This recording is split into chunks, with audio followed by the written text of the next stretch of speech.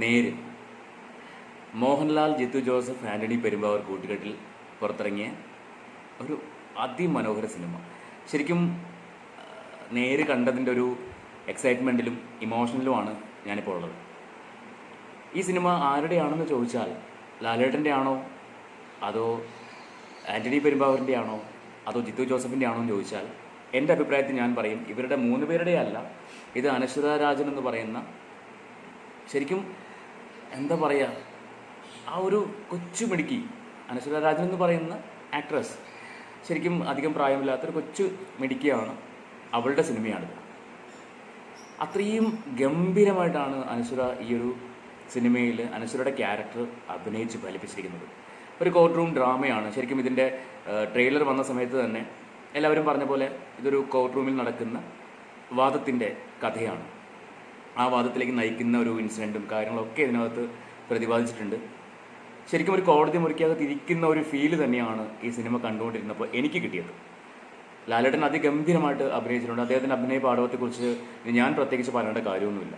അതുപോലെ തന്നെ ഓരോ ആർട്ടിസ്റ്റുകളും, സിദ്ദിഖ് സാറാണെങ്കിലും അതുപോലെ പ്രിയാമണി, പിന്നെ ഈ ശാന്തി, നമ്മുടെ ദൃശ്യം 2 അഡ്വക്കേറ്റ് ശാന്തി, എല്ലാവരും, ജഗദീഷ് ചേട്ടൻ്റെ വൈഫായിട്ട് വന്ന ആ ചേച്ചി, അപ്പോൾ എല്ലാവരും ഗംഭീര പെർഫോമൻസ് ആയിരുന്നു. പക്ഷേ എനിക്കെടുത്ത് പറയാനുള്ളത് അനശ്വരയുടെ പെർഫോമൻസ് തന്നെയാണ്. ശരിക്കും അനശ്വര ജീവിക്കുകയായിരുന്നു. ഇതുവരെ അനശ്വരയുടെ ക്യാരക്ടേഴ്സ് കണ്ടത്, മറ്റ് സിനിമകൾ കണ്ടപ്പോൾ അതിൽ നിന്നെല്ലാം എൻറ്റയർലി ഡിഫറെൻ്റ് ആയിട്ടൊരു ക്യാരക്ടറാണ് അനശ്വര ഇതിൽ ചെയ്തേക്കുന്നത്.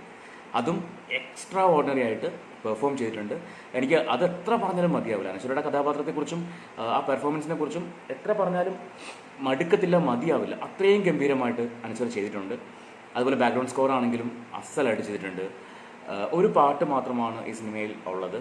പിന്നെ കാരണം ഈ പറയുന്ന പാട്ടിനൊന്നും വലിയ ഇമ്പോർട്ടൻസ് ഇല്ല. അത് ആ ഒരു സീക്വൻസ് കാണിക്കാൻ വേണ്ടി മാത്രം ഇങ്ങനെ പാട്ട് എടുത്തു വെച്ചു എന്ന് മാത്രമേ ഉള്ളൂ.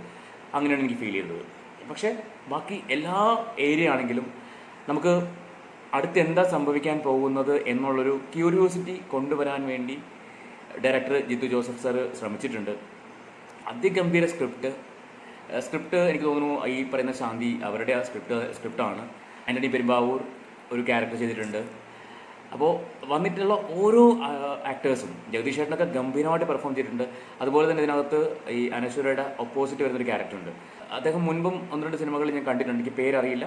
അപ്പോൾ ആ ഒരു ചെറുപ്പക്കാരൻ, അദ്ദേഹത്തിൻ്റെ ക്യാരക്ടർ, ഒരുപാട് ഡയലോഗ്സ് ഒന്നും അദ്ദേഹത്തിന് ഇല്ല, പക്ഷെ എന്നാൽ പോലും ഡയലോഗ് ഇല്ലാണ്ട് അഭിനയിക്കാൻ പറ്റുമെന്ന് അദ്ദേഹം കാണിച്ചു തന്നു. ഒരുപാട് ഡയലോഗില്ല, വളരെ കുറച്ച് ഡയലോഗ്സ് മാത്രമേ ഉള്ളൂ.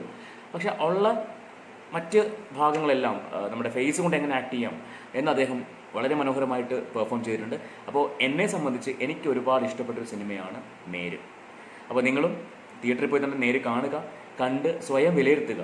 റിവ്യൂ കേട്ട് തിയേറ്ററിൽ പോയിട്ട് സിനിമ കാണുന്ന ഒരാളല്ല ഞാൻ.